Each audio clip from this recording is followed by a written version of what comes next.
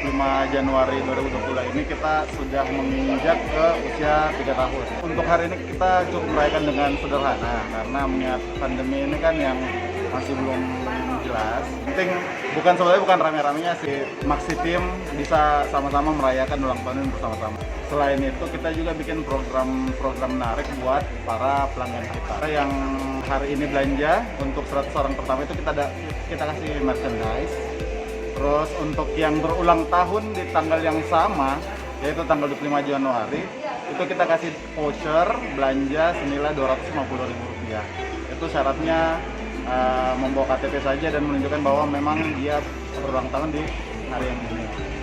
Selain itu kita juga ada program-program cashback dan diskon. Untuk harapan kita berharap bahwa Maxi kedepannya akan tetap menjadi pilihan utama untuk masyarakat Kota Makassar untuk memenuhi segala kebutuhan elektronik, rumah tangga, IT dan handphone.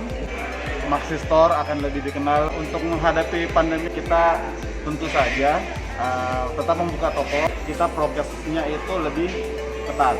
Jadi setiap yang masuk sini harus menggunakan masker, harus scan melalui Peduli Lindungi.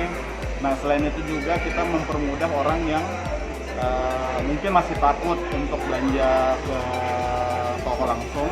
Kita ada online shop.